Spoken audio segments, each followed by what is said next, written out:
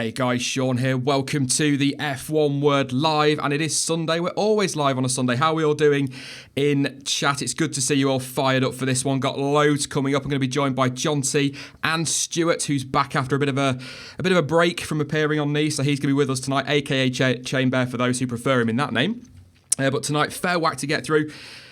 We're going to be talking about three-car teams, which comes from a quote from Toto Wolff earlier this week, actually, regarding the Mercedes Driver Academy. So we're going to go over that and debate whether that can work in Formula One. We're also going to be talking about what Jean Todt said. Bad news.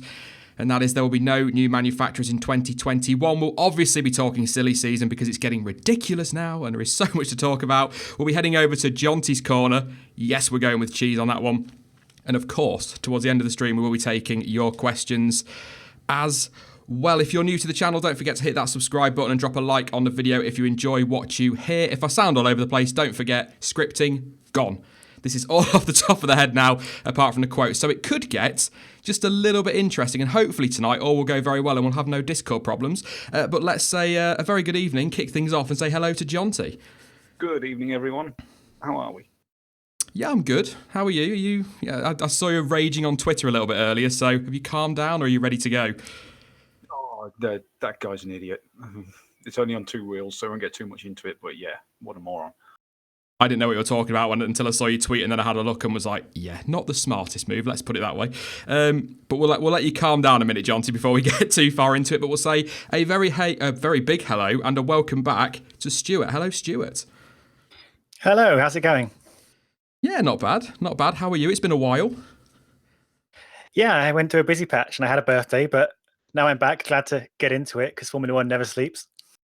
It doesn't seem to at the minute, does it? It seems to be news every other day, but we're going to kick things off with this one because Toto Wolff made some interesting comments this week regarding the Mercedes Young Driver Programme and potentially the future of it. On the F1 website this morning, actually, an article went up saying that he's on about re-evaluating it if they can't get seats for the likes of Ocon, Wehrlein and Russell in 2019 in Formula One. So it's not looking great for them. But what he's basically said as a quote is, if we can't find a solution for these guys, I would question the Mercedes Junior programme in the future. As it stands, there are three really talented kids with a lack of opportunity, and this has come to a point now where we need to decide what we want to do in the future. Funding a junior team is not an option because putting 80, 90, 100 million euros into a junior team every year just to keep young drivers in place is not what I want to do.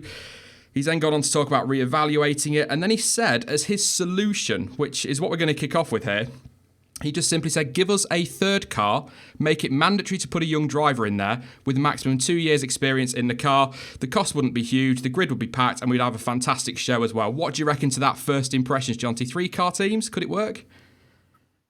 It could work. There's always that problem that we're going to get the dominant teams dominating even more. But there have been suggestions made of ways to combat that. But if it gives us the chance of these great young drivers to get in there and not be wasted, I'm all for it. Yeah, that's kind of it, isn't it? It would need to be a young driver. But what's your first thought on the idea of 3-car teams, Stuart? I've never really been for 3-car teams. It's very interesting seeing this come up, not as a reaction to, oh God, all our teams are going bankrupt, we need to find a solution to fill the grid. That's a new one. But in general, I've never really been for it. I've more been for let's have a full grid full of varied teams and put the young drivers in them. We'll talk about the obvious bit, and that's the costs. He's saying that costs aren't going to be too high, but I would argue, Jonty, that's fine coming from a Mercedes or a Ferrari, but do we really think that Williams and Force India can afford to run a third car? So we'd probably end up with a situation where your rich teams would end up with 3 cars, dominate the sport, monopolise a lot of it, and then you just have a few mobile chicanes out there. Yeah, that is a problem. Yeah, it's one of the problems that was addressed with the suggestions of only having the top 2 points actually scoring. Have them all eligible for points, but the 2 best results count, which would be a way to keep the top teams from running away too much. But like you say, the lower teams, they can barely afford to put out 2 cars as it is. So what happens for them? Unless the costs do come down drastically, which doesn't look like it's going to happen anytime soon.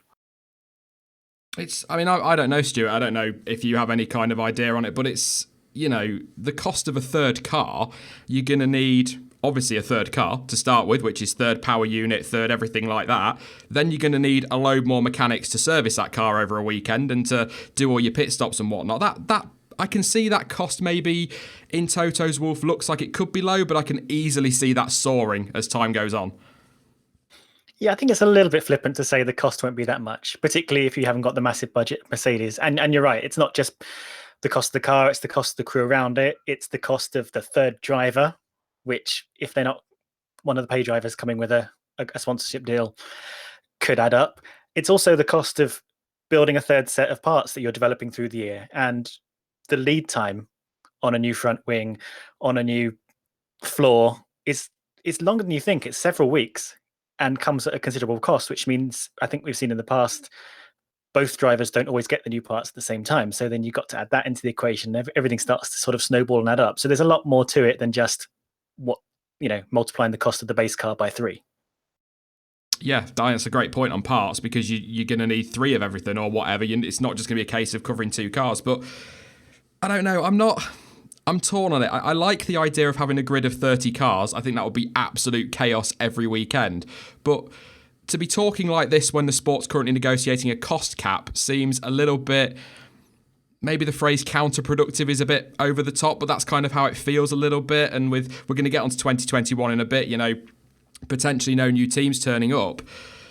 It feels like I can kind of get what he's saying when it comes to the young drivers, but I would rather they were in F2 doing their thing than get thrown into the pressure. I know Toto Wolff has said that the idea of having, say, a George Russell thrown into a top car Jonty is brilliant because he'd be able to take on Valtteri and Lewis, but that is huge pressure. And, if he makes a mistake that costs them a title, it doesn't look like such a smart idea, if you know what I'm saying. And I kind of think that I'd much rather see a Russell join, say, Williams, like Leclerc has with Sauber, learn his trade there and then get to Mercedes, rather than just, hey, we can't find a seat for you at a lower team, let's throw you into potentially the best car on the grid.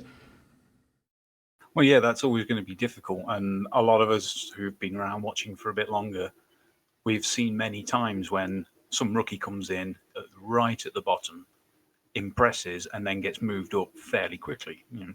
The great Michael Schumacher is a classic case of this. He did one race before Benetton went, yeah, we're having him. So there's always that chance that the great drivers can perform in the lower teams.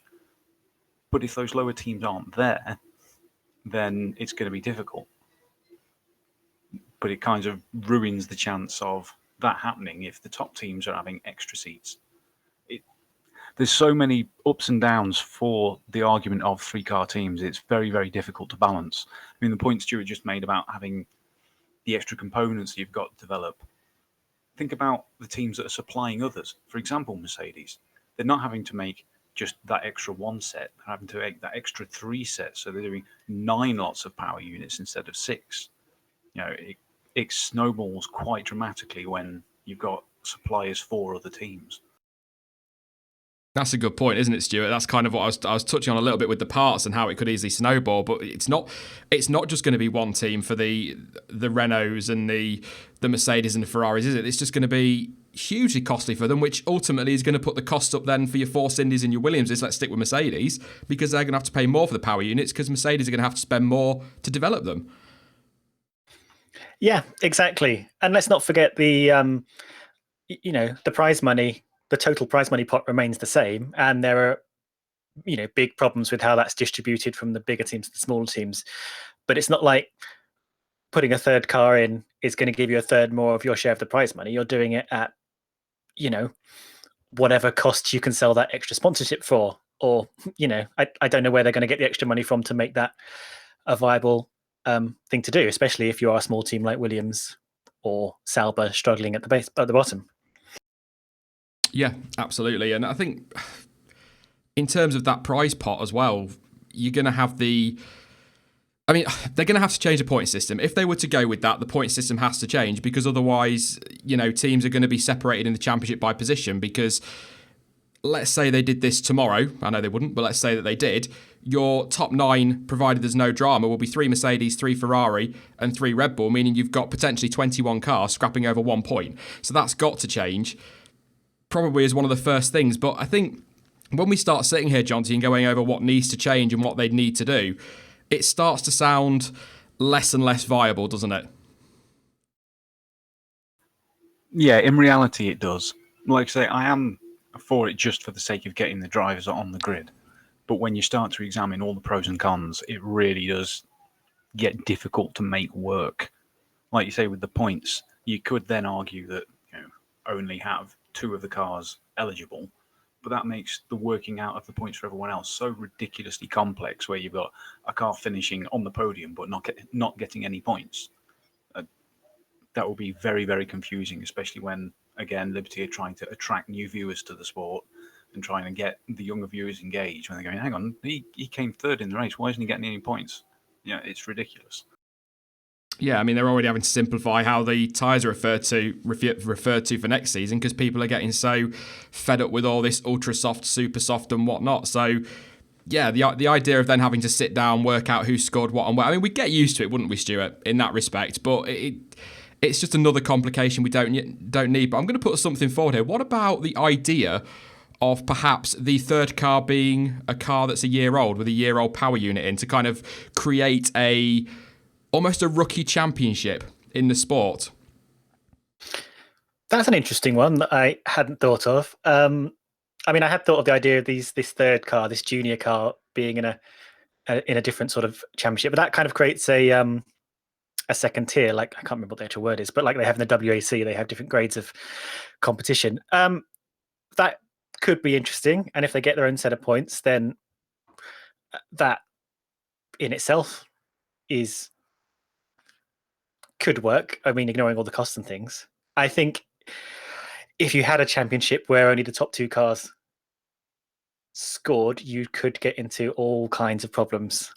If, as we've seen many times this season, one of the top drivers, a Vettel or a Hamilton, have found themselves on the back foot on lap 1, and then do you ask your junior driver to kind of just drop out of the points completely to let them through? Would you ever let the junior driver score points otherwise? So I think you're right. I think you'd have to create a second tier, or they just would not let this third driver ever score points, and they would not sit where they belong in the championship table. That's a really good concern, actually. I'm just trying to think now. I think I'd never thought about it like that, if I'm being honest. So I was having a little bit of a moment there. But yeah, I think, could a rookie championship work in Formula 1, Jonty, or is that kind of what F2's for?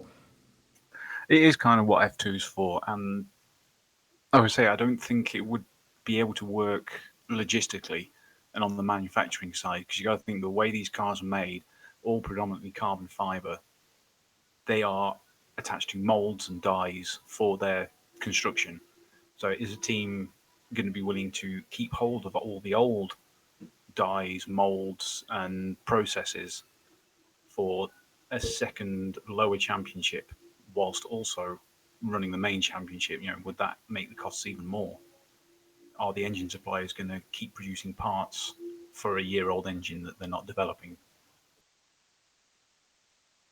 Yeah, that's it, isn't it, as well? And I suppose it's the safety argument. If you've got if they were to run, say, a year-old chassis as well, that's not going to be up potentially to the safety spec of that year, is it? So that could cause problems there. But I mean, I can understand what Toto Wolff's saying.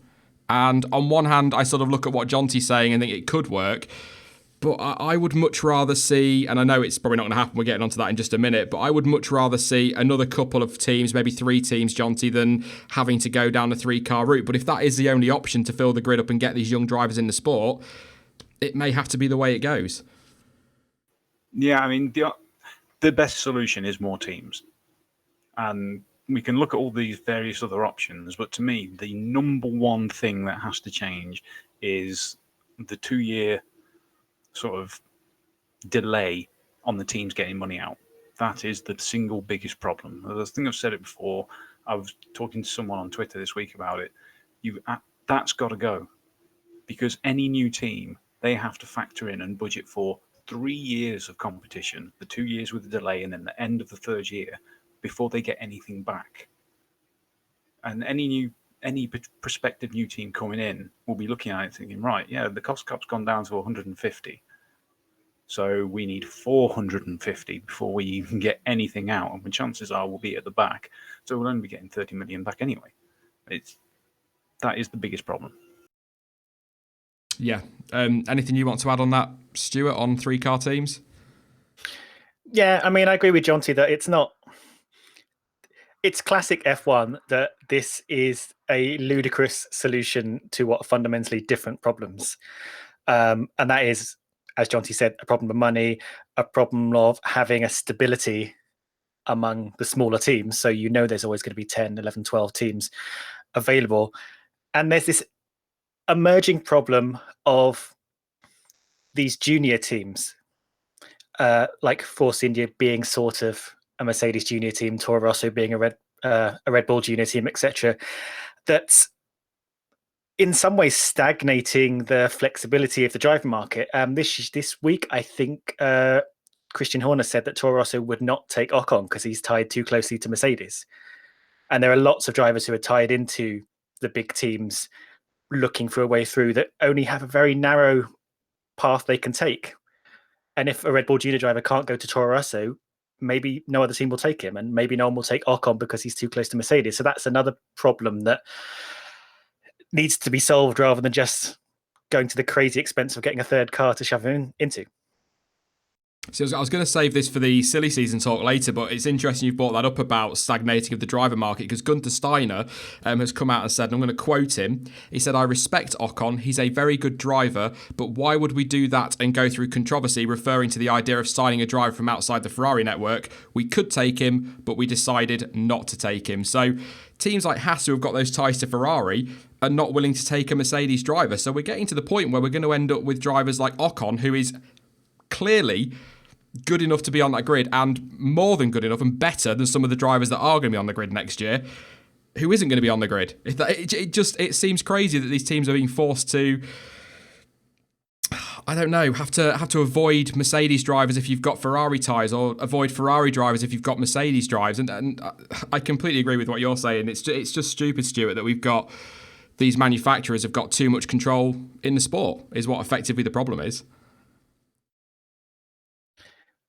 Yeah, exactly. And I'm not entirely sure what the solution is, because it's quite good that, the big manufacturers are looking after the smaller teams and creating an environment to foster young drivers. That was originally quite good when Toro Rosso was born.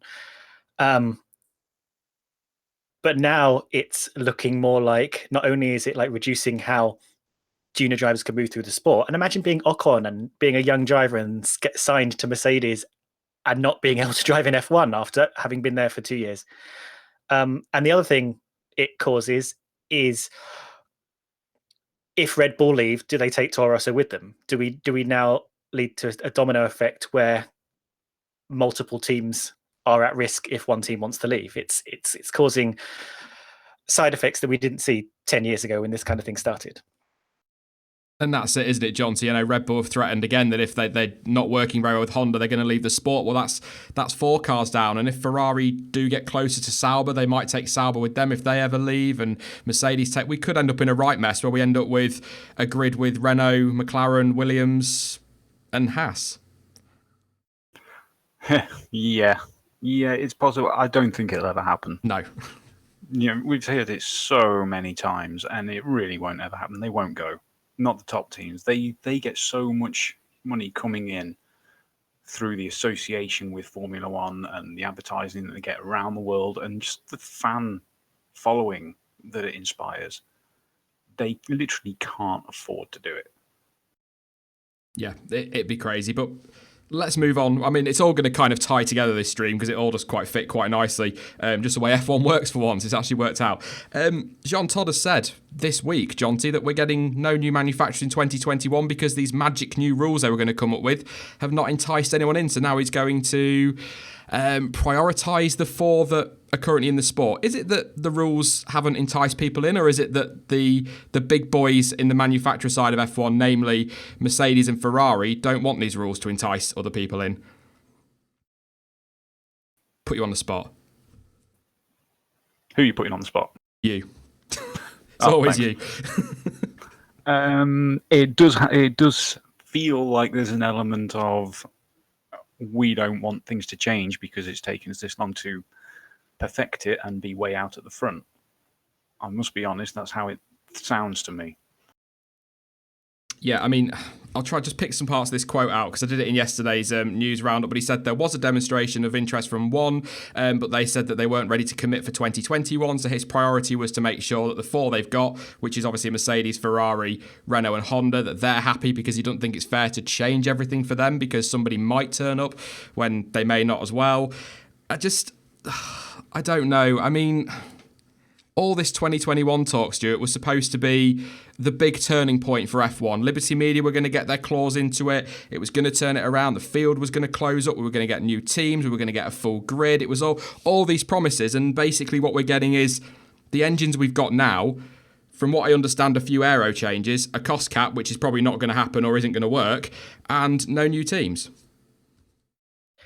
Yeah, it's all kind of deflating beneath us, isn't it? I do agree that if you're not feeling that other manufacturers are particularly interested, then yes, why cause a massive shake-up that will be incredibly expensive and detrimental to the teams you've already got? But F1 really should be a place where, Audi, Porsche, people want to come to compete against the Mercedes and Ferraris is. And it's interesting that they are not taking the bait. And I do still think there's a lot down to the Honda effect and how badly they came off from sort of joining in and completely falling on their faces. And, I don't think anyone expected that to happen from Honda, being a team pretty good at power units and pretty good in the hybrid market. So, yeah, there is that side of things. I think it is quite embarrassing for the sport. And I think when you look at other sports like Formula E, who's suddenly got like 400 manufacturers all vying to be in it, you do have to wonder what F1 has to do now. Yeah, it is quite deflating, isn't it, Jonty? But I'm gonna let you make this point because you said something interesting about column one being one of the big restrictions as to why new teams aren't going to join, or the column one payments, I think they're called. Yeah, well, that was the point I was saying earlier. They've got a budget for those 3 years instead of just one. And that would be something that we already know how expensive these engines are to develop. And the 2021 regulations were looking to reduce the complexity and therefore costs of developing these engines, which would really attract these teams in.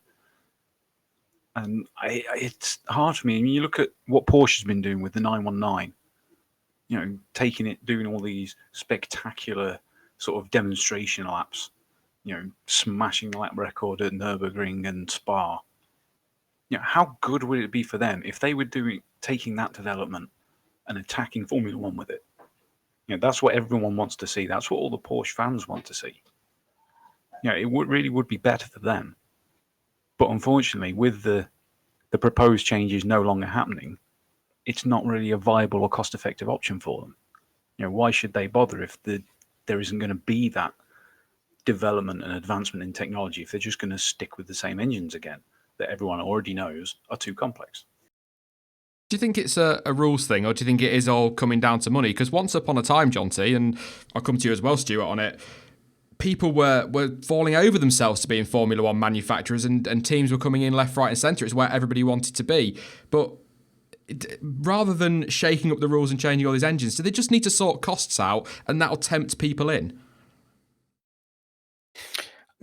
I think Jonty's right. I think costs are a big factor, particularly as it's so hard to be at the top, and every place down from being the top manufacturer it becomes an increasingly big drop in the prize money you receive.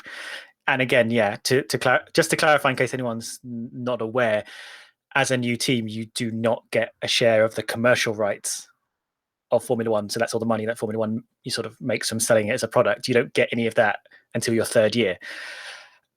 So you do come in with a greatly reduced budget in your first couple of years of racing. Yeah, I do think costs come into it. I do think the why take the risk to look like fools factor comes into it a lot.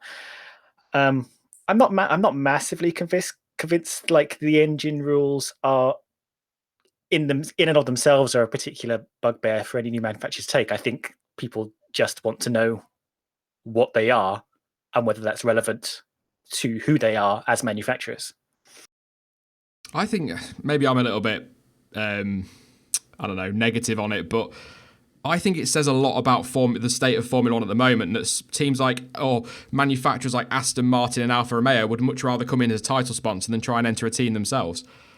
I think that says a lot, because we've got Aston Martin, Red Bull Racing. Alfa have got the ties with Sauber. There was talk of Maserati possibly becoming a title sponsor of Haas, and I think that kind of says quite a lot about the state of Formula One now. And what it also says is that's potentially, if they could get the costs right and get everything in place, that's potentially 3 manufacturers that might fancy a crack at it with a team of their own. Maybe I'm being a little bit optimistic there on Alfa, but I mean, what do you think of that, Jonty? It just, everyone seems to want to sponsor rather than just go for it. Yeah, exactly. And we've seen another slight deviation to that, but the same effect. With all of the trouble that Force India had, you had 2 other consortiums, if you want to believe them, in Rich Energy, backed by a few billionaires, and Dmitry Mazepin, who were all desperate to get a hold of this team. Well, if they're that desperate to get into Formula One, go and make a team. Go and approach Carlin or ART or DAMS or anyone like that, and say, look, we've got all this money. We want to take you to Formula One. Come join us on the journey. Let's, attack this. But they don't, because they're only in it for the capital rewards that they can get from the association with Formula One. They're not in it for the racing, and that's another big problem with these names wanting to get into Formula One without actually having to do the work.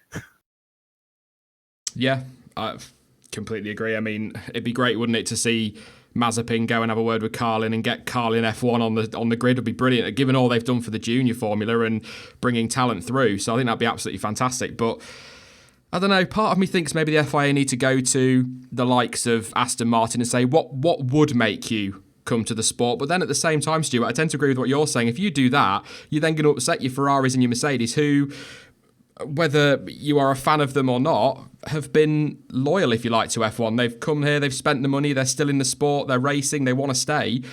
Should they be the priority?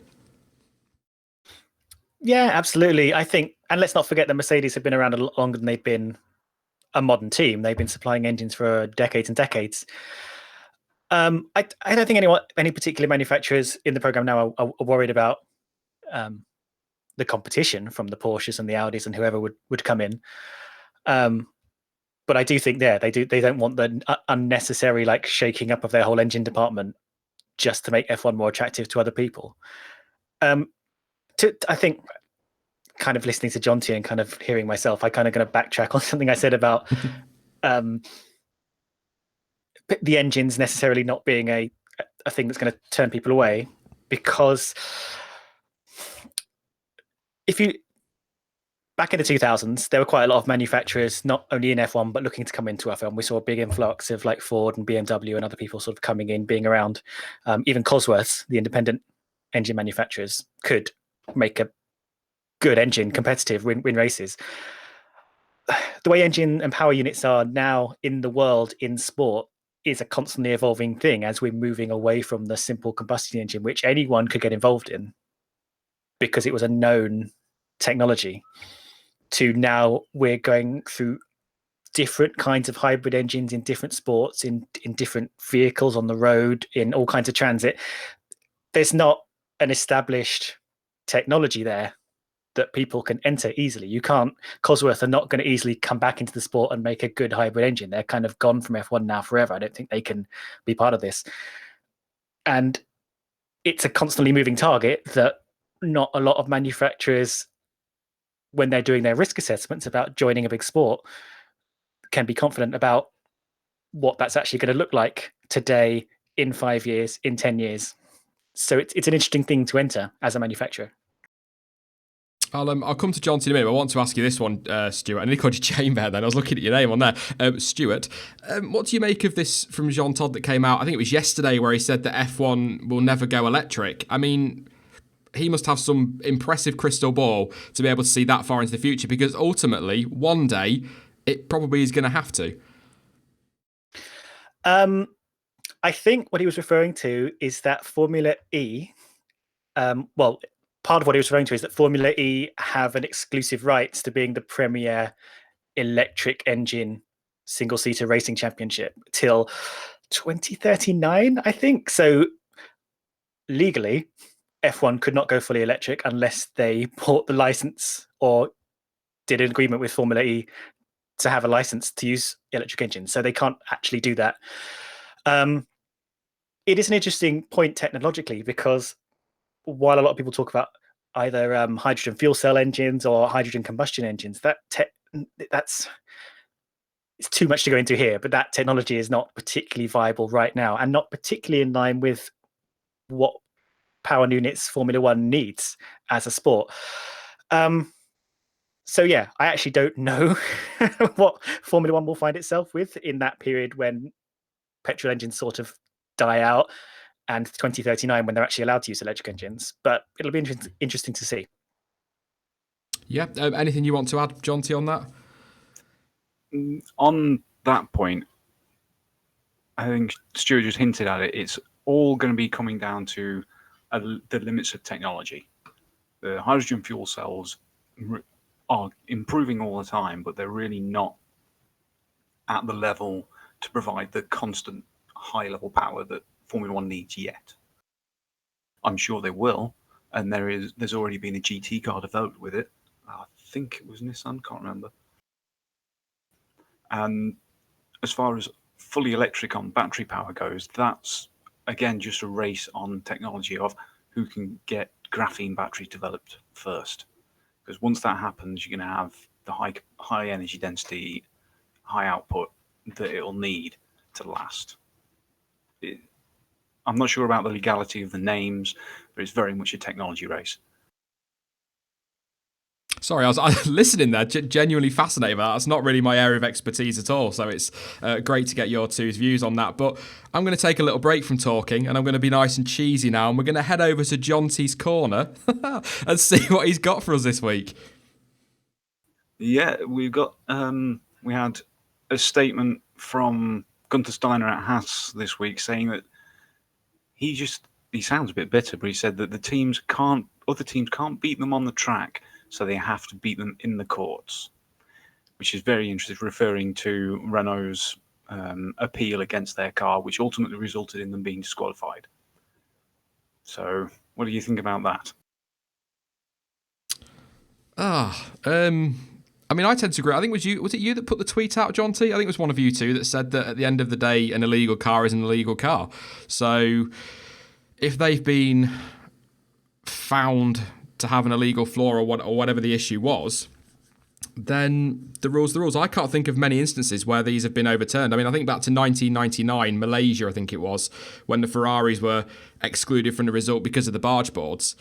And they appealed it and they won the appeal. But generally, when they go through scrutineering and they're found to be illegal, that is it. There's no way back. But I think it feels like a really petty comment, sort of, you know, they do their fighting in the courts. Well, are you saying if the boot, you know, this is coming from a team, by the way, that are kicking off because Force India are going to be getting these payments and they don't want to let them. So it's a little bit, it's petty and I think quite hypocritical. Stuart, what do you think? Yeah, I thought it was a pretty petty argument, but I don't think Haas are going to win their appeal. I'd be amazed if they did, because even though if I were the FIA, I would have allowed them the extra time they needed to get that flaw in order, because it did seem like they were too squeezed to get that flaw fixed by Italy. But the FIA did tell them ahead of time that if anyone challenged them in Italy, they would be subject to protest, and that's exactly what happened. I don't know enough to know if they could have used another flaw, an earlier flaw or not. I'm not really sure. Yeah, I don't like this kind of sniping between teams. I don't think it's right. I think, sure, if you've got an illegal part on your car and it's been noted in email exchanges that you're open to protest, then you should expect to be protested. I also think if you have been disqualified from the race, you should be allowed to appeal, and going through the court sort of system is the only way to do it. So I don't see any need for kind of like getting personal like that. Yeah, it's a good point. I wanted to ask you, how much benefit would they be getting from that floor? Because it is a very, very small amount. Would they actually be getting an aerodynamic benefit from that, which could, in theory, allow them to beat the Renault on track? That's a very hard thing to judge. It took me a long time to actually find pictures where it was quite clear what was happening with the floor. And I was going through Autosport's image archive for about an hour, just trying to find pictures where I could see what they were doing. I do think they'll get an aerodynamic benefit. I don't think they would have bothered to sort of push it like that. Otherwise, it's really unclear as to how much, because it's not just what's happening at the front of their floor, which is where they sort of started to put the illegal parts. It all happens like at the T-tray skid block splitter that's right at the front of the floor. The effects from that will travel right down through the turning vanes to the diffuser. So it's really unclear as to exactly what's happening with that air and how much benefit they're getting. But if they put it on the car, I think they assumed they'd get a benefit. So yeah, it's a case of they can't prove that they didn't beat them because of it. So it's kind of tough when someone pulls them up, I guess. What do you think, Sean? Yeah. At the end of the day, if they've been told they have to change that or they're going to get a protest and probably going to get thrown out, I can't understand why they haven't changed it. I saw somebody say in the chat they were saying they didn't have time to change it over the summer break because everybody obviously is on holiday, but then that's fine. But then change back to the old floor. You know, it seems so ridiculous for this to come to this if they've been told that will be illegal if you run it in Italy. So really, really odd. But I will say, I watched Stuart's video on it. Do go check it out on his YouTube channel. I'll leave it at that one. I didn't put a link in the description. I forgot to do that, but I will do when this video goes up. But it was an awesome video, mate, I have to say. Really insightful. Thanks. It was a very hard video to make because the technical regulations that I had to scour are written incredibly complicatedly. They're written describing geometries from different angles and reference points, and then again, like I said, finding the photographs that sort of backed up what they were saying was quite tricky. So yeah, I tried to break it down as simply as possible. If you haven't seen it, have a look. Yeah, I've got to say, there was some parts of that were bugging me as working in engineering. Why do they insist on changing the names for things? If there's one flat line that all measurements are taken from, it's called a datum. Everyone in engineering calls it a datum. FIA, please don't change the names of things. Yeah, we're gonna move on.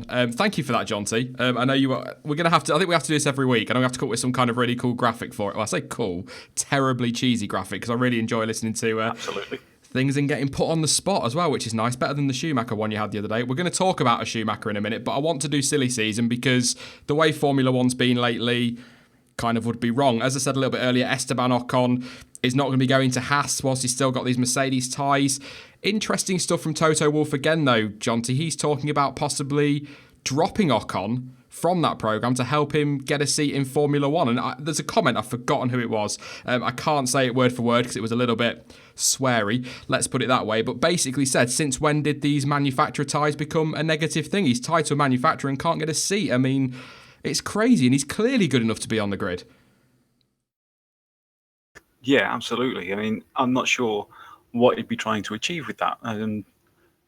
We're going to help you get a seat by dropping you from our program. I can understand it with other teams having made comments of we don't want to sign him because of the links to the Mercedes, but it still seems a bit backwards. Yeah, I mean, it would be very disappointing, I'll put it that way, Stuart, if Ocon's not on the grid next year when you consider some of the drivers that will be. Absolutely. And the outpouring of outrage from Formula One fans that Ocon's looking like he's got absolutely nowhere to go is testament to his not only his popularity, but his success as a Formula One driver. And I'd really like to see him in a respectable Force India equivalent team next year. Let's put it that way. But yeah, we are in a very silly season here with drivers coming in who you feel that way about, and other drivers like Ocon sort of ending up with nowhere to go. Van Dorn too, I'm sure you're going to say. Yeah, Van Dorn's another one. I don't know if I've mentioned, but I really rate him quite highly. Said that a few times, become a catchphrase. But yeah, I like Van Dorn. He's not had a great year. I think, when you look at the numbers to Alonso, he's not been as bad as people like to make out, but he has been well beaten. And I think even his biggest fans can accept that. But he's not been as bad as people have made out. And I think he could end up in a Toro Rosso. I can see Van Dorn there. I think that knowledge of the Honda engine, to be honest, Stuart, would be something that might appeal to Toro Rosso. Yeah, I mean, they desperately need a driver, don't they? And I don't see why not. I think you're absolutely right. He's got some Honda knowledge. He'll probably be working with some of the same engineers he's seen before. I don't see why he wouldn't fit in there. I mean, McLaren are in this ludicrous position of firing him and then making a big public statement about he's great. People should hire him. He really should go to like Toro Rosso and stuff. It's a weird image. We discussed that on Wednesday and we got a bit vicious, didn't we, Jonty, on McLaren? But Kvyat and Van Dorn maybe at Toro Rosso, or do you think Hartley will stay on? Because that could be a big switch around for them. Oh, okay, harsh statement. If I had to choose, I'd take Van Dorn over Hartley. Yeah, I would. I'd agree with that. Yeah, me also. It's a shame. It's a big shame because I really wanted Hartley to do well. He's a nice guy as well, isn't he? I know that that's not what it should be about, but he is just a genuinely nice guy, so it'd be great to see him on the grid. But he's another one that's not been... he's been well beaten by Gasly, not just in points, but on pace and everything. So, yeah. But the big rumour I think we need to address, there's this team called Ferrari who have been trolling us all week. Reports in Italy, those reliable Italians and their media, said that Leclerc would be announced at Ferrari on Thursday as Raikkonen's replacement to team with Sebastian Vettel. That didn't happen despite me staring at Twitter and refreshing all day. Thank you very much for that. But then reports, the latest rumour is that Raikkonen's going to stay. Leclerc will be staying at Sauber as well, but will go to Ferrari in 2020. But while staying at Sauber next year, here's one for you, Jonty, he will be on the salary agreed for his contract at Ferrari. Oh, well, you'd take that every day, wouldn't you? So what, I'd keep doing the job I'm doing now and get paid more? Yeah, okay. Yeah, keep doing the job you're doing now, get paid more, no pressure, crack on. Absolutely. I mean, look, we've got to take this with as much salt as we possibly can, Stuart, because this has just been ebbing and flowing all week about Ferrari, and its reports in Italy are not the most reliable, as we're rapidly finding out again. But do you think Raikkonen deserves another year with Leclerc, maybe another year of development at Sauber? I've been sort of saying the same thing about Kimi all year in that, yeah, he's fine. He fits well in that second seat. It's a shame he's not a number one driver anymore and he's not fighting for the championships, but he's a good driver. He's backing up Vettel well. Ferrari would do well with him in the seat next year. He's not exciting anymore. Is Leclerc ready for Ferrari?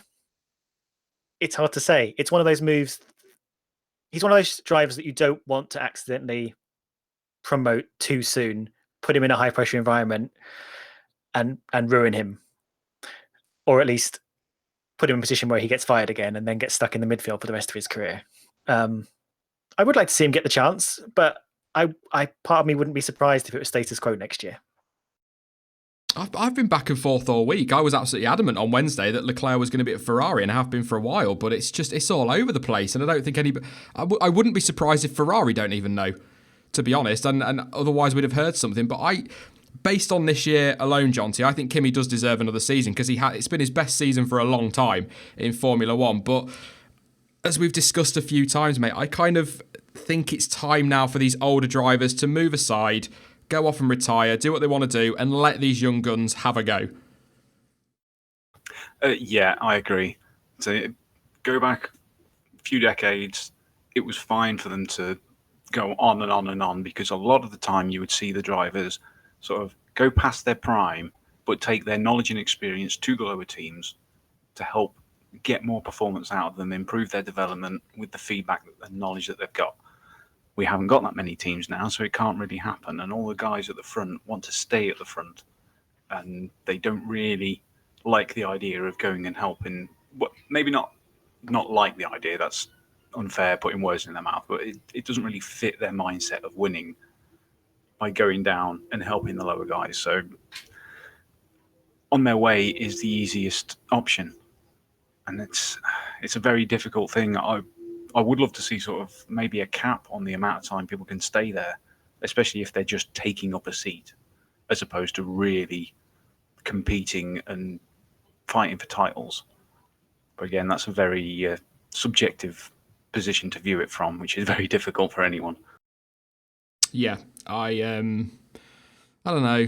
I'm kind of torn on it a little bit. I'd like them to get the chance and whatnot, but yeah, I don't know. I'm not going to go on too much about Ferrari unless you guys have got anything you want to add on it. I think maybe here's something this week, but I don't think they're any mad rush. They don't really need to panic, do they? They've got the option of 2 drivers. I think to add to what Jonty said, I think people like Kimi, the older driver, sort of hanging on at top teams, not fighting for the championships, which is what you should be doing in a top team. That's the kind of performance you should be hitting. Adds to what we discussed earlier in kind of stagnating the driver market and not leaving room at the middle and lower teams for new drivers to come in, because those drivers in the middle teams are not moving up because Kimi's still sitting in that seat. So yeah, I'm kind of with both you and Jonty that people should move on when they reach their prime. Yeah, as much as we like them, it's, I'm kind of a little bit of a weirdo, I guess, in some respects, that I kind of like the idea of Fernando leaving at the end of this year and Kimi going with him, because it kind of ties everything off, because they both debuted at the same time. That's why I'm a bit weird. I kind of like those little, everything to kind of line up quite nicely, but I think we'll find out soon. We'll find out soon enough for Ferrari. But in terms of the driver market, Jonty, what are you expecting now? Because there's not many seats left to fill, are there? There's obviously the Ferrari one that's going to be either Raikkonen or Leclerc. You would assume then, whichever way, if Leclerc is not to get that seat at Ferrari, he'll stay at Sauber. That only leaves, unless I'm wrong, the Toro Rosso seats. We're pretty confident on at least one of the Force India seats. And it's the Haas boys, isn't it? And obviously Williams. So there's not actually much to decide. Yeah, by not much to decide, that's still 12 by my reckoning. Is it 12? Yeah. Got 2 Haas, 2 4 6. No, maybe. Yeah, well, I mean, I'm kind of going off the fact that we know Lance Stroll will be in that Force India. Perez probably alongside him. We're pretty sure it's going to be Raikkonen or Leclerc. Who would partner Leclerc at Sauber, actually? Interesting one, Jonty. That's probably the question I should ask. Do you think Ericsson will stay? Or do you think it will be Giovinazzi? Because I think, was it somebody hinted at that? I think it was Helmut Marko said that Giovinazzi would be somewhere else next year. Perhaps for some of the teams, it's just a case of finding someone good enough who's got the license points. That is another big issue. It's certainly an issue that's been affecting Toro Rosso a lot. As a Giovinazzi, he's got a big following. A lot of people would love to see him there. I won't go into that too much again, but it's definitely an option. Ericsson's done much better than he ever has before this year, though, so would it be harsh on him to drop him? I don't know. I've just written everything down. That is basically half the grid that I'm referring to as not a lot to decide. So that was my Sunday moment. I think we'll put it that way. So yes, there's still quite a lot to decide. What about Haas then, Stuart? Because there's a lot of talk over Grosjean. They've now said that they're not going to take Ocon whilst he's got those Mercedes ties. Do you think they're going to stick with what they've got, Grosjean and Magnussen? I think they've definitely got a solid partnership there. Grosjean had his wobbly first half of the year, but has proven himself to be, at least as solid as he was the year before. He's not as exciting as he once was, but unless, Ferrari really want Leclerc to move up at least a little bit, who else are they going to take other than, someone from a lower formula? So I'm not sure. I mean, people keep forgetting about Haas and Williams, I guess, but I would keep Grosjean if I was Haas. I think he's fine. I don't think he has great days on the track. He's turned it around, hasn't he? This last few races. I know. You have to look at the season as a whole, but this last four out of the last 5, he's actually been really impressive and has been, I would say, outperforming Magnussen, which, to be fair, is about time given the season he's had so far. Yeah, 100%. And yeah, Magnussen's had a hell of a season, and I'm glad Grosjean is right up there with him now. It's a shame he got disqualified from the last race, but that wasn't his fault. I'm pretty sure that Grosjean's last third of the season now is going to probably be enough to keep him in that seat for another year. I kind of see Haas as maybe kind of Grosjean's where he'll end in Formula One. I don't really know what happened afterwards. I don't think he'd want to go down. I don't think he's going to go up. So I kind of see that as being his sort of career endpoint, maybe controversially. No, maybe. I've just seen Dan in the chat. He's a Grosjean fan, and he's very happy with the love we're giving him today. So don't worry, mate. I'll wind you up about him on Wednesday with that one. So, anything you want to add on silly season, Jonty, before we get onto a brief chat on Mick Schumacher and then roll on to Q&A? Yeah, Grosjean sucks. Sack him. There you go, Dan. Sorry, Dan. No, Grosjean is blindingly fast and always has been. There's no argument about that. It's just the silly mistakes he's been making this year has cost Haas so much. It's very hard if you're in Gunther's position to keep him on, despite the loyalty that he has shown for the team. You've got to look bigger picture. You really have. And it would be harsh, but in some ways, I think it would be fair. Yeah. There you go. We'll leave it there on silly season. I'm sure we'll be talking about it again at some point in the next week. Probably every stream now between now and the end of everything being sorted. But I do want to very quickly, before we talk about Q&A, get onto Mick Schumacher. I'm not going to say an awful lot because you could probably argue there's a little bit of bias there from my side. Been watching him since his karting days when he was really, really young, obviously.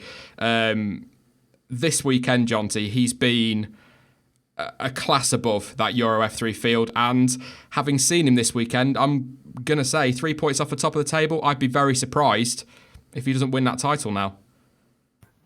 Oh, yeah, it really is for the taking. The momentum that he's had since that first win at Spa has been incredible. And to do a clean sweep this weekend, well, almost complete clean sweep. He had 2 poles out of the 3 possibilities and the 3 race wins. I mean, that's incredible performance.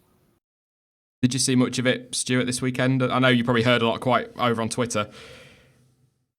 Yeah, I didn't see any of it. I got some of the gossip. My Achilles heel is that I keep forgetting to engage with the lower formula. So the last few years I've been much more on top of who the strong people are who are more likely to come into F1, but that's kind of been an area I've neglected. So sorry, everyone. I know there's a lot of love for these junior drivers, but I'm really not familiar with everything that's going on to improve. I think for me, what I'm really looking forward to next season is the fact they're merging Euro F3 with GP3. And I think we're going to get potentially one of the most competitive grids out there for young drivers. When you think of the talent in Euro F3 and you think of who is still in GP3, it could get very exciting next year. We could have like we had this year, Jonty, with F2, all the awesome talent. We could have that in GP3 next year, or in F3 as it'll be them. Oh yeah, absolutely. There's going to be so many good drivers merging into the same series. And don't forget, it's international F3 that they're trying to push forward. Well, it's official now, isn't it? So they're going to be going to much better tracks as well. Well, not better, but more varied, as opposed to just sticking to a few tracks around Europe. It's going to be fantastic. I'm just looking ahead. I mean, in my mind, Mick Schumacher will be in a Ferrari as fast as possible, as fast as Ferrari can make it happen, because just the PR story will be unbelievable. Can you imagine if he manages to go and take pole or even a win at Monza, his first year in a Ferrari? I'm pretty sure Tifosi wouldn't stop crying for a week. I think I read an article earlier, an old article from 2017, where Ferrari said they'd be very keen to take Schumacher on either in their young driver program or as a future driver, which doesn't surprise me at all, given what Michael Schumacher did for them. But I think was he racing for Prema at one point? I'm trying to think now, back to having watched him. He's got they're quite close to Ferrari, aren't they? The ties they've got. Yeah, they are. They've had a few drivers involved in the Ferrari Young Driver Academy. Leclerc himself, Fuoco. I'm sure there's someone else there at the moment as well. Stroll. I think he wasn't he? Briefly. I'm I'm sure in the F3 alongside Schumacher, there's Schwartzman. I think he's got some ties to him as well. Tom in chat saying Bianchi as well. Yeah. Yeah, I don't talk about Bianchi. Jonty knows. Proper fanboy. If you think the Verstappen, the Hamilton, and the Vettel lot are bad on fanboyism, you should have seen me with Bianchi and Schumacher and whatnot. I was terrible.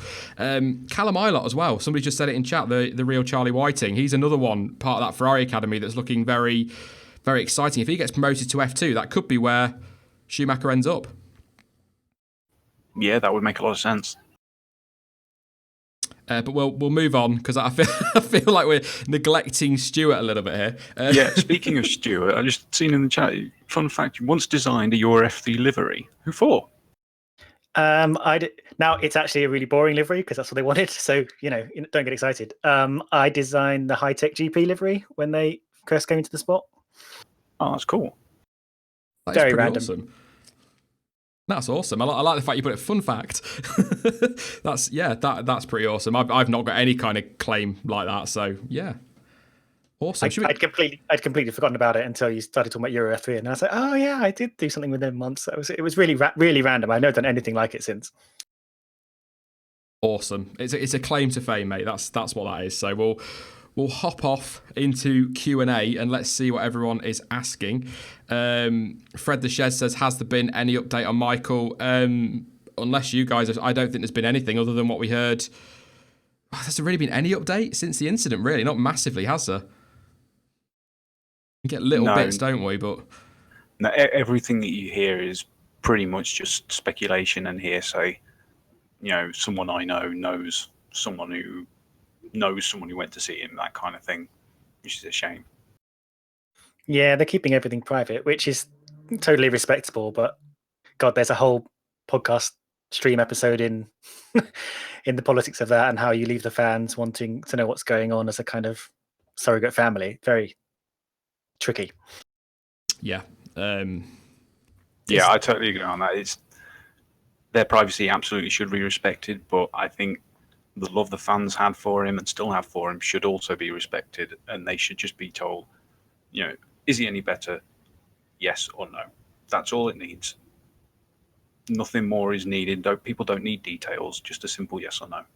I was going to say, we don't need to know the ins and outs, do we? Just say he's improved. Let's see where he is in a year's time, or just every now and again give some sort of update. But yeah, it's a tough one. It's a tough one. Obviously, as a huge Schumacher fan anyway, that's difficult. But it'd be nice to hear a little something. But like you said, Jonty, it doesn't need to be huge details. Ben Birmingham says, could Ocon swap with Stroll so he ends up in the Williams? That's one rumour that goes around. But I think Claire Williams has effectively alluded to this week is that if Stroll were to go mid-season, Robert Kubica would take his place as their reserve driver. So he would be promoted to the race seat. That's a fair thing for her to say, I've got to be honest. He's their reserve driver. If the main driver goes, it's his job, effectively his right, to take that seat over. Yeah, I agree. That would be very interesting to see, because there's obviously a lot of buzz around Kubica and how well he can perform post-accident, post being away for a long time. Who will win the battle for third, Bottas or Kimi? I'm going to go Kimi. I'm going to go Bottas. Big Bottas fan. I think he's had too much bad luck, and he can't have more bad luck, surely. I'm going to go with Max. You would. You just had to, didn't you? There was two options, and you both took them. Umar on car says Van Dorn to Haas question. I still think Toro Rosso is where he'll end up, if anywhere, to be honest, Jonty. Yeah, that seems like the most logical option, if anywhere. Yeah, I agree. It seems to make a lot of sense, but maybe it makes too much sense for it to happen for this particular season. Fred the Shed wants to know who will win the battle for 7th now. Oh, we've started something here. Probably Hulkenberg. Maybe Magnussen, possibly, if he keeps improving this or building on what he's already done this season. 17F Van Dorn to recover in a lesser series. I think that'd be harsh to say. I still think Toro Rosso. I don't know why. I think those Honda ties he's got, that experience. I think Toro Rosso is the obvious place for him. I'm gonna take another question that isn't related to that one. Would Hamilton have walked this season if he was at Ferrari? Oh no, would he have walked this season's title? Sorry, if he was at Ferrari. It says Apex Racer. That's a good question. Flat out, yes. Honestly, that isn't, as we call it, a slam dunk. He would have been 100 or more points ahead by this point. Is his teammate Vettel?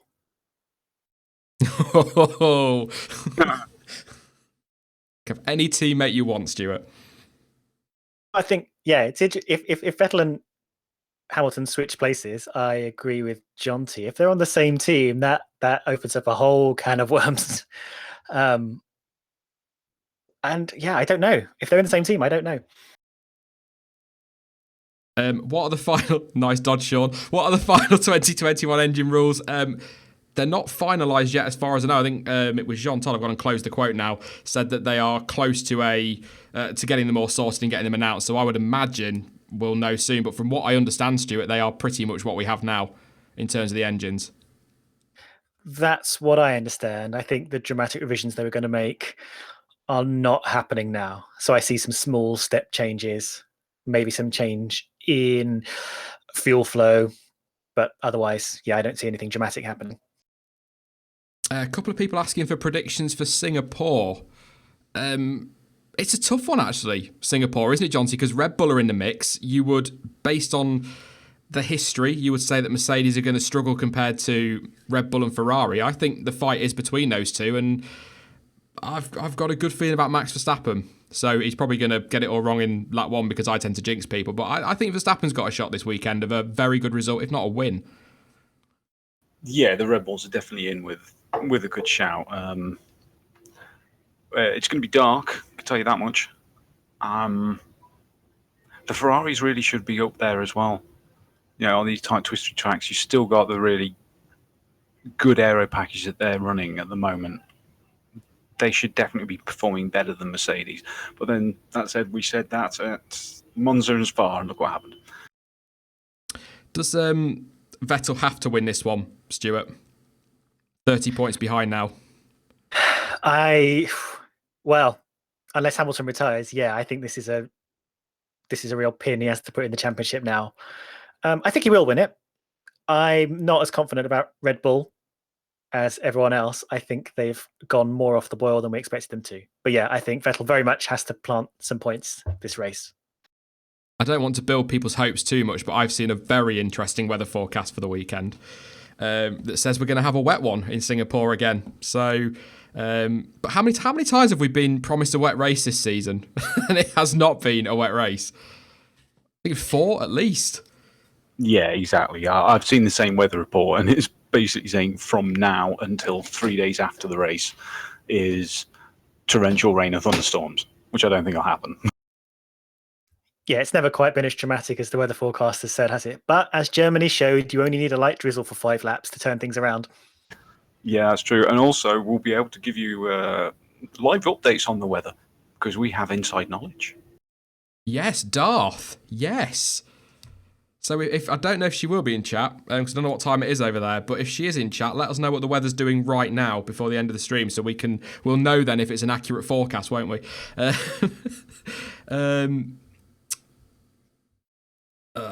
Do you follow GP3 and GP2 series, and are they worth watching? Absolutely, Metal Gear Solid Snake. Certainly F2 this year has been phenomenal, hasn't it, Jonty? It's been brilliant to watch. Oh, yeah, it's always been good. I've been an avid follower of F2, GP2 as it was before, GP3, Formula 3, even Formula 4 back in the day. You know, the lower series are always worth watching just for the tight racing. Even linking that, someone earlier, I can't remember who, sorry, asked if we've been watching Goodwood Revival. Watched the race earlier with the Cobras and the E-Types, and it was stupendous. If you've got a minute, go to Goodwood's channel and watch some of that stuff from this weekend. It's been awesome. Yeah, definitely get to watch your F2. I think it's on Sky Sports every weekend. GP3 as well, and Euro F3 is where the real up and coming talent is, and that's great racing, and that's free to watch on YouTube when the stream works. So there's one from Darth. I can promise you it could be a wet race based on what I've experienced this past week. So it is raining in Singapore. You never know. You never know. We'll keep you updated, I'm sure, over on Twitter. Do you watch Formula E? Says Owen. I do not, but I am going to give it a go with this new Gen 2 car, Stuart, because it looks incredible, that car does. Yeah, I mean, aesthetically, it looks incredible, and the jumping technology looks really interesting. I do watch Formula E. I've always had a strong interest in, electric cars and powertrains beyond petrol. So I've been following it since the beginning. I actually went to testing before the Series 1 started. So yeah, I'd recommend giving it a go, see what it's like. It's time restricted racing this year, so it's 45 minutes on the clock. So yeah, I'd give it a go. The racing is not Formula 2 standard, but it's interesting. Yeah. Are you going to give Formula E a go with these new cars, Jonty? Oh, absolutely. I mean, I've watched some of the races over the past 4 years, and there's been some really exciting races, but there's just little things which bug me about it. The tracks still need to improve. Because even if they are just something laid out in a car park, just make them a bit more exciting instead of a square box. You know what I mean? Yeah. And there is some move towards that this year. They're going to be using a lot more of Monaco, as I understand it. So, yeah, this is going to be the make or break year for them, I think. Yeah, I think we're going to leave it there because I've just looked at the time. Guess what? Shout out, yeah. Don't forget your donations. Yes, that's what I need to do before Q&A. Sorry if you did. Thank you, Jonty. That's what you're here for, honest. Bruno, thank you very much, mate, for your contribution. Says, does Antonio Felix da Costa have a chance to the Toro Rosso seat? He's one of those, isn't he, Jonty, that seems to have sort of fallen by the wayside a little bit, but has always been linked with a seat somewhere in F1, usually Toro Rosso. Yeah, he's always been good. He's always been just not quite there. Whilst he's good enough, there's always someone else at the same time who's a little bit better. Yeah, thank you very much to Kanko, I think that is. Says, thank you, Sean, for consistently giving us quality and enjoyable content along with Jonty. I'm glad we've survived silly season so far. It's getting super hectic. I think it's going to get even more hectic, mate, but thank you very much for your contribution. And of course, vlogging at Charlie, he's dropped one as well. Thank you very much, mate. Says, why not some drivers compete privately? That was one that actually, we'll finish on this actually, because somebody mentioned this about Ocon earlier. Why doesn't he just leave the Mercedes program? Obviously, Toto's talking about dropping him to make it easier for him to get into a Formula One seat, but why doesn't he just leave, Stuart? Or maybe, I mean, we don't really know, do we? There could be a contract there that says he can't leave, or he thinks that he'd be better staying. Maybe he's got his eye on a Mercedes seat for 2020. Yeah, I don't know the details of his contract, but often it's quite hard for drivers to wriggle their way out of it without severe penalties. What I would recommend, if you're interested in this kind of thing, a journalist called Hazel Southwell did a big article on what it means to be a Red Bull Junior driver and the awful tight contracts that are wound around you for years, and that Daniel Ricciardo is the only person who managed to survive through his contract to the end point and then be able to leave to go to a different team. Most Red Bull drivers are sort of heavily constricted into their contracts. Even Vettel left through a loophole because the Red Bull team weren't performing as well as they needed to carry on with him. So yeah, the contracts are normally very, very tight and very biased against the drivers being able to do what they want. Yeah, that's a very good point. Everyone should read Hazel's stuff. She does write for racefans.net, I believe. Yeah, and she does her own private stuff on Medium as well. Yeah, there's someone else that we should try and get on because it pulls no punches with the debates. We try to get these people on. I was stalking Stuart for quite a while before we managed to get hold of him. So, so I didn't mean that sounded a bit creepy than I wanted to. Actually, to be honest, Stuart, I apologise for that one. But we're gonna leave the stream next. We're overrunning by a whole 9 minutes, which is got to be some kind of new record. But thank you very much, Stuart, for coming back and joining us. Hopefully, I've not scared you off with my stalker comment, and you'll come back again and join us for another good debate. Who doesn't love a good stalking? Yeah, I'll be back. Lovely, mate. Thank you very much. And as ever, Jonty, thank you very much to you as well, mate. Really do appreciate it. I will inevitably talk to you both shortly. Yep. I shall see you all again on Wednesday, I think, chat. Have a good one. All right, guys. Thank you very much. Cheers. Yep, thank you very much to Jonty and to Stuart, of course. Hopefully get Stuart on again. Definitely Jonty will be with me on Wednesday with Dan, I believe. He's become our Wednesday regular, kind of out of nowhere. But yeah, I will be back soon with more content. Thank you very much to you guys for tuning in to this one. Like I say, I will be back soon with more content. There will be a schedule posted as well soon to social media. Still working that out, trying to find the best one that's going to work. So a little bit of trial and error this week and see where we go. We will be live 7 p.m. on Wednesday for the usual midweek stream. And of course, next weekend, it is race weekend, and I will be here with the qualifying report, with the race watch along, the race debrief. I might try and do something after practice as well as a live stream, because I know quite a few of you quite enjoy that just after Friday practice. So lots coming up next weekend. The voice is just about there, so back to full time next week. So really looking forward to it. Don't forget to follow me on social media for updates. Links to Twitter, Instagram, Facebook, and of course to Discord are all in the description down below.